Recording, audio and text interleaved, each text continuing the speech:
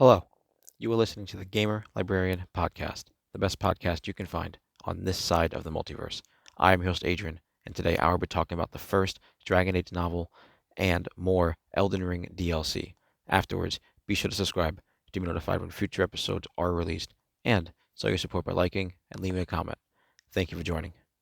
Today is Friday and another glorious week down for the calendar, and we are a week into the Elden Ring Shadow of the Erdtree DLC, and there's a lot of discourse going on for that particular game and what has been added to it because all the bosses and generally mostly the bosses and some of the small enemies as well have notably been ramped up in difficulty. They do a lot more damage and they have a much more aggressive attack pattern for the most part, especially AoE attacks. A lot of the bosses have AoE attacks, a lot more like combo attacks that are going to lock you in. You're going to succeed in taking more damage as you get hit. So now that I have my hands on the game for about a week or so, I've only beaten maybe about half the bosses that are probably in the DLC proper. I've beaten the Dancing Lion, the Twin Moon Knight, Commander Gaius, the Golden Pig, and the two bears, Saint of the Bud, Romina, and then Lord of the Frenzy Flame, Midra. Right, so those have been pretty difficult for the most part. They definitely felt like bosses that are pretty much end game kind of bosses that you'll find in the base game of Elden Ring. Certainly bosses that are definitely very similar to like Elden Beast, and then the lion wrestler dude just before you fight him. Very much bosses designed for people who are experienced with the game, especially just Elden Ring in general. So these are bosses that are here to test you, which I think is pretty cool because this is certainly the hardest DLC that I've ever had to experience for a Souls-like game. More specifically, like the Elden Ring base game was pretty difficult for the entirety of its run for a lot of its bosses. I don't think I've had a game as difficult as this since Dark Souls 1 and then maybe Bloodborne. Dark Souls 3 is pretty easy for the most part, and then Dark Souls 2 was really hard for the first playthrough. I equate that one to be probably the hardest. So this DLC is pretty difficult, but it's also really like amazing just considering the size of it, and I'm just loving I'm still finding things to do even though I'm probably about maybe 30 hours into the DLC. At least it feels like it's 30 hours trying all these attempts with some of these bosses. So yeah, right now I'm currently trying to fight the Needle Knight Leda fight where you fight the five like NPC characters with like a summon, and that's pretty difficult. Like you gotta summon the Mimic and then like one of the other NPCs. I forget his name, but yeah, that one's definitely kicking my butt for now. And then I found the Skadootree avatar, and that was like a phase 3 boss, and I've only gotten to phase 2 for now, so that's been pretty difficult, at least on my build. I found the Anvil Hammer, and I upgraded that up to max because you get like the Ancient Dragon Stone like right when you find it. So I was like, oh, I'll just make it 10. So I started using that. That's been pretty good so far. It's definitely made the Needle Knight Leda fight easier for the most part. So sticking to that for now.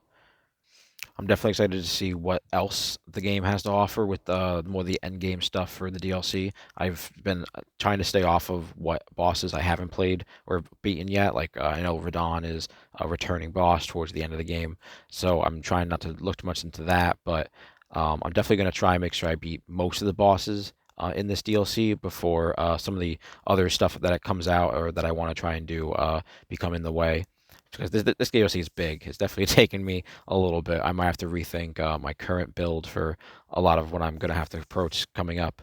But it's definitely fun, and it makes me excited to see what FromSoft is going to be delivering in the future with the Soulsborne, Elden Ring sort of franchise that they have now. They're definitely probably going to like shy away from it a bit. I think they should go back to Armor Core like they did earlier last year because Armor Core 6 was phenomenal. I would love to see that get something extra, more DLC or just more content in some regard because I had a really blast with that game. I think this game, Elden Ring and Armored Core, have a really good philosophy of, making sure that you don't get too comfortable with a play style in your character. You can always swap your build, find something better, stronger, easier, more efficient for the current fight, and you're always doing that in both of these games. And I think that's their philosophy for at least like customizing character, and like showing character progression and like what you can get throughout the game and utilize it.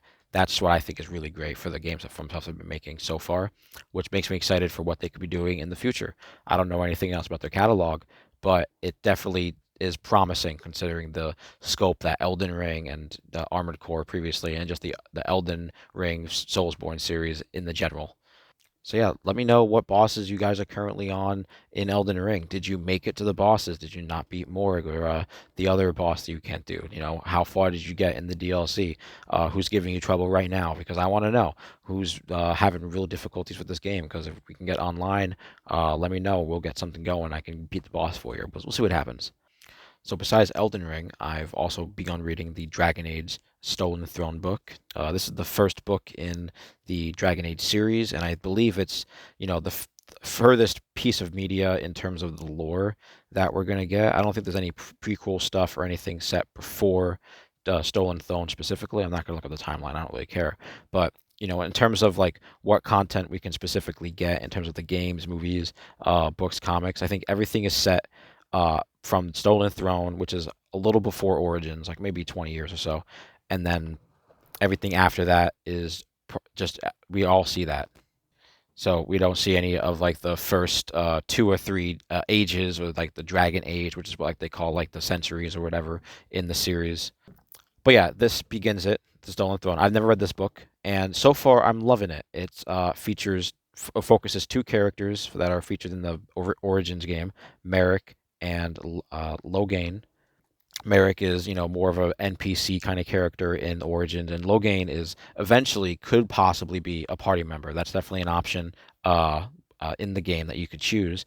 So that's pretty cool, which I like. And you definitely get to see like the origins of their dynamic with their friendship and their travels together because they know each other for quite a while, at least in terms of the context of the book that it gives and for Origins. So I think that's great. And not to really give off spoilers for Origins because I don't really want to do that until we get to the game itself. So, if you really want to get into Dragon Age in any way, probably start with this book because I think like maybe beginning this book and then if maybe you play Dragon Age Origins and you might get hooked in the game that way. That might be a really good dynamic. 'Cause I play Dragon Age Origins first, and knowing what happens to specifically Merrick and Loghain in that game definitely make me excited to read this book. And you don't have to wait too long in Origins to get like a dynamic between that. The events pick up pretty quickly in Origins. So, whichever one I think you want to pick up, I think you can definitely choose to read the book first, Stolen Throne, or play Dragon Age Origins. So whichever. This book is written by David Gator, and I'm not too far into it. Only about 100 pages or so. So probably next week or so, we're going to be talking about the ending of this book and how it plays into its sequel, The Calling, which I've often also never read. I think also written by David Gator, and it'd be cool to get into everything else for Dragon Age with this. So I'm liking the premise. It definitely is like a straightforward story. It's not like trying to delve into some deep lore for the series or anything like that so far, and it definitely feels like it's in the worlds because they mention a lot of areas and there's a big map in the place of like Orlais and a little bit of Ferelden. So that's pretty cool seeing all those in-game locations here and where they're going to go in terms of the story. I'm excited as a fan of Origins, so this is really fun. And this is why I like these books. I like these books that are set in the worlds that, video games have already created. Because if you're not going to get a new video game for stories or characters that like you really love, then you might as well get like a book or a comic or even a movie or something, a little extra.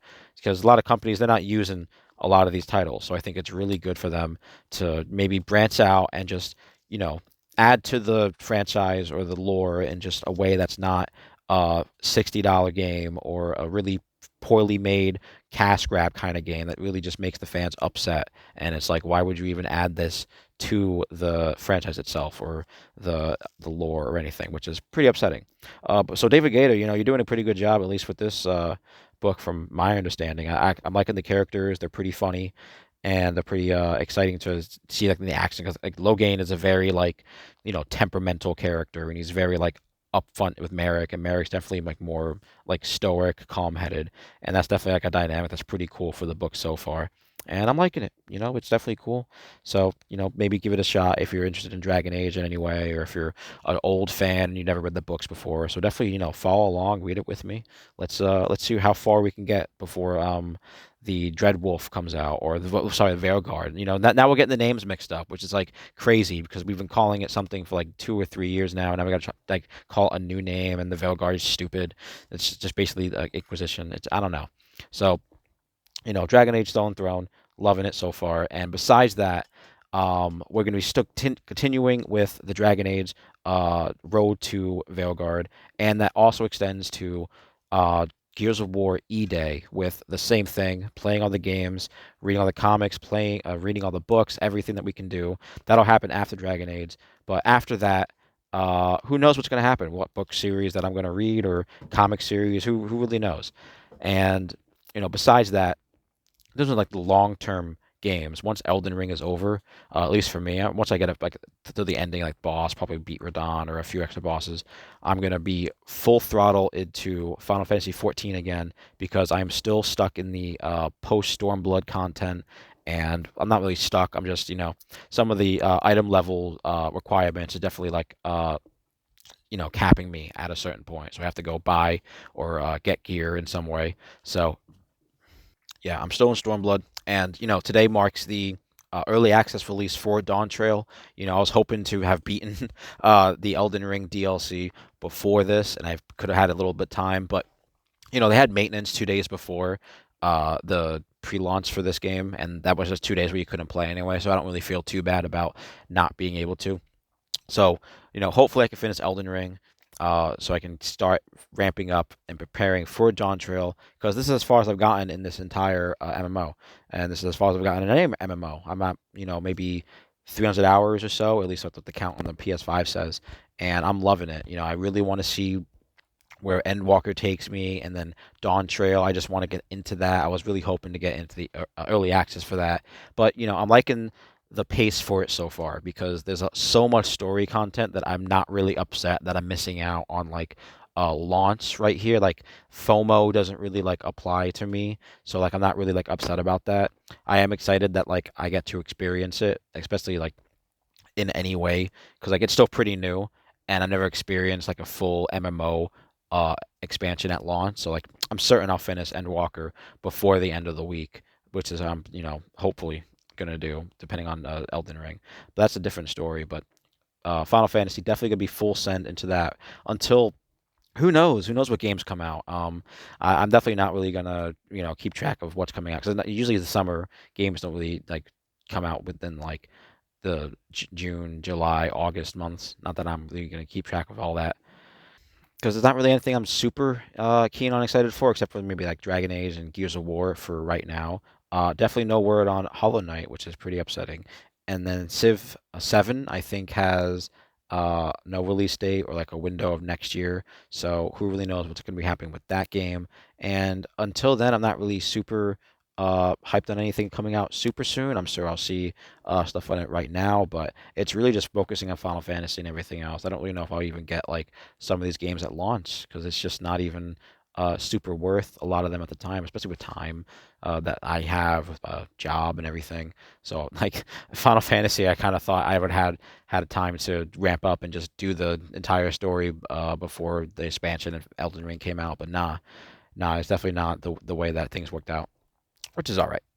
So yeah, if you're playing the Dawn Trail expansion right now, let me know what your thoughts on it, or how you liking it. What issues do you think might be have been fixed or are still continuing in the game, and how are the new classes? What's going on with those? We have the Pictomancer, and then there's some other class that I'm blanking on.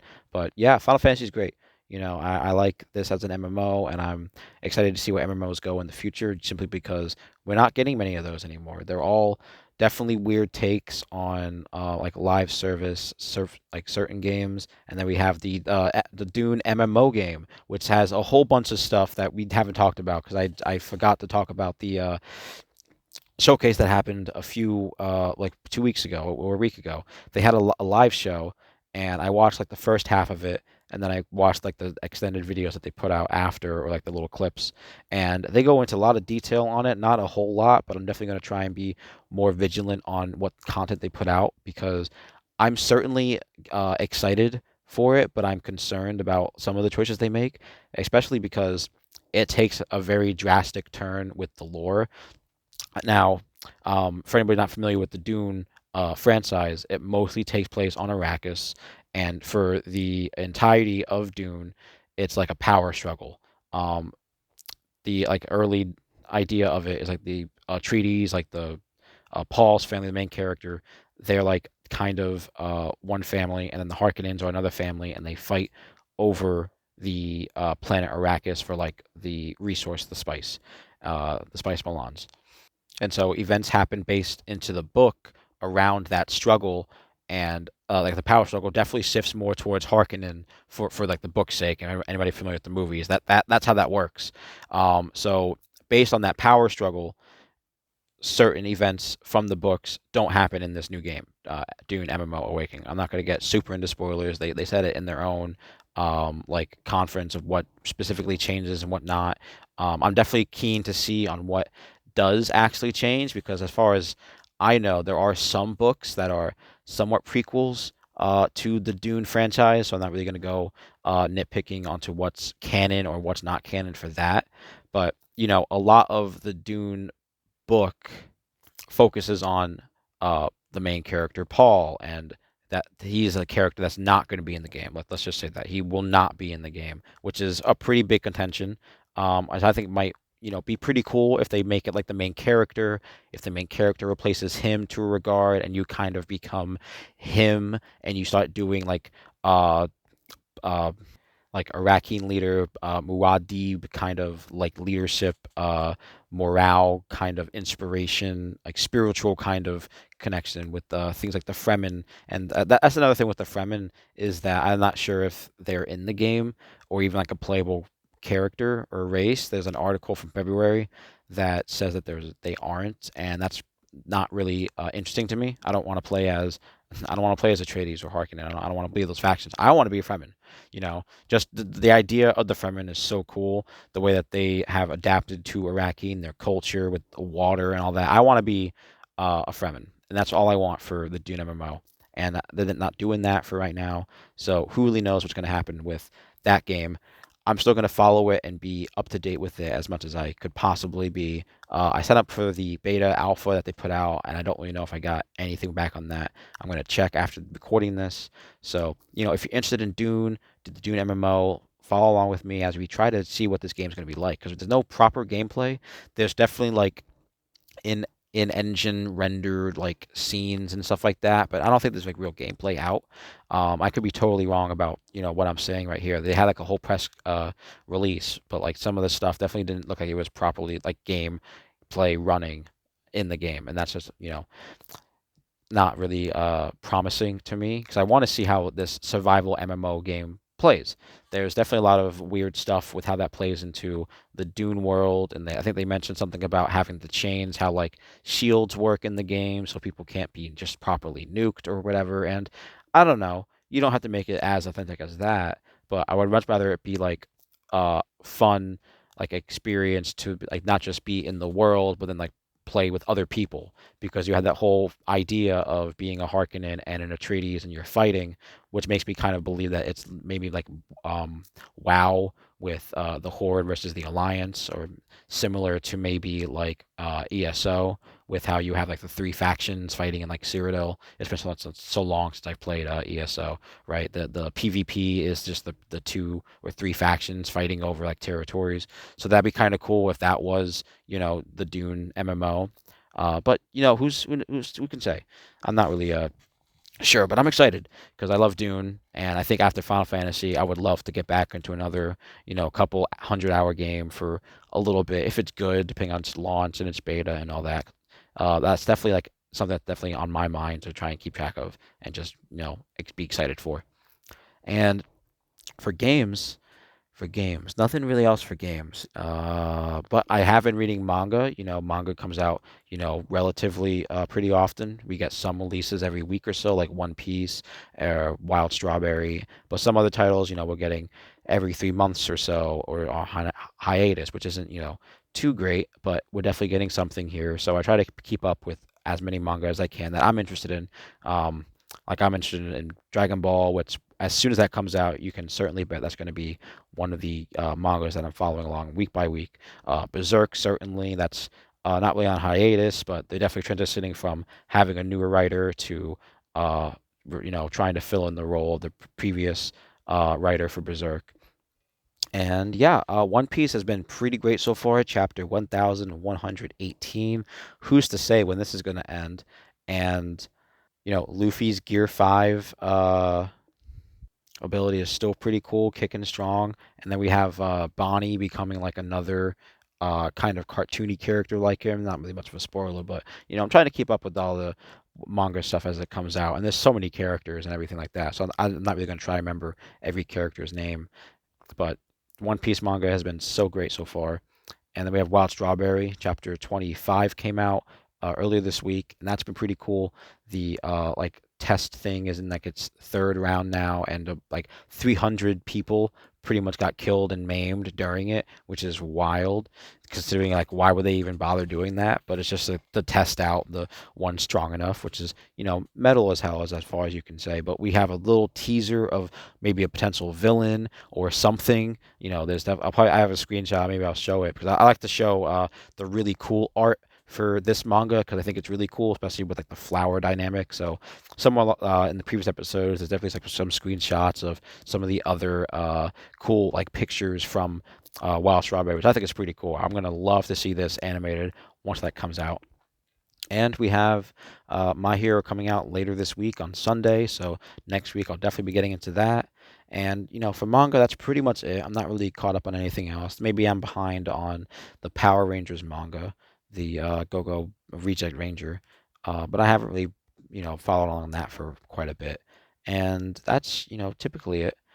Besides that, we're probably getting towards the end of the episode, but I do want to probably talk about one TV show that I thought has been pretty cool so far, and I'll probably make it like the thumbnail or whatever for this. But I want to talk about House of the Dragon because, for a TV show, I think it's really good. It's not based off of a book series where you're following 30 characters and they're going across like 8 continents, and it's even like flipping back and forth between like what happens during or before certain events. Like that's the book of Game of Thrones, and the TV show definitely has its high and low points. But I think House of the Dragon, as a straightforward TV show, is far better. It's way better written as a TV show, and it's just so much faster pace and quicker to understand. The idea is that it follows one simple family, the Targaryen. I say simple, but like it's just one family, the Targaryens, and that's it. You just follow them and the exploits that come with being a family born of incest and all kinds of wacky medieval nonsense, especially with dragons. So that's pretty great. And you're not getting stories where it's like, multiple families across multiple continents doing all kinds of different things at different times, and some of the characters you don't even see for one of the seasons. So I'm liking House of the Dragon. It has a great dynamic with all of its characters. You have so many characters who are in positions that definitely suck because they're born into this family. So if you do an action that's like definitely not for the family, it's certainly not for the family. But doing actions for the family can be construed like either way. You can definitely see that for like this dynamic. And I'm terrible at names, so not really gonna get into like what specific characters are doing what. But there's characters where like a king's brother is openly opposing this the king multiple times. Like early in the show, multiple times he's just doing things very much against this king's the king's like demand or wants, and there's definitely a weird dynamic between him and the brother, and that definitely contends into like the king's lineage, the king's daughters, and where the show's going. It's definitely like something that's different. They don't have too much sex. There's not much sex after like episode 1 or 2, which I think is pretty good. I think that maybe we need to shy away from showing a lot of that, but I think it's fine. It's gory, which I think is really great. It's a very brutal show. The first few fight scenes, big battles, are definitely very bloody and like gory. So I think that's really great for this show. And yeah, I'm liking it. I'm liking the pace. The first few episodes of season one, like, kind of go forward in time, but they definitely like don't have to, give you a lot of exposition to what happens in between. You definitely get a good idea of the state of the people's like mind and like their condition when they're like they time skip and all that stuff. And it makes me excited for season two because I'm seeing a lot of stuff for season two and how really good it is. So I'm excited to get back into Dragon Age. Dragon Age. I'm excited to get into season two of House of the Dragon and talk about it here on the podcast because I think it's going to be really fun. So, if you like House of the Dragon or if you are a fan of Game of Thrones in any way, follow along for as we continue watching this show because I'm liking it so far. I have the book. I think it's based on the first half, like the first part of the book, and then the second half I don't like never got. So depending on the rest of the show, I might go and get book two and read the whole series, and then we'll see what happens. And then I think that's about it. We're rounding out to about 25, 30 minutes of the episode, so I think that's all right. Let me know where you are in Elden Ring, Final Fantasy 14, what manga anime you're watching, books, TV shows. What about games and books coming out in the future? Tell me what you're looking forward to. Tell me what's exciting you. Leave a like and comment everything. All right, guys. Have a good one.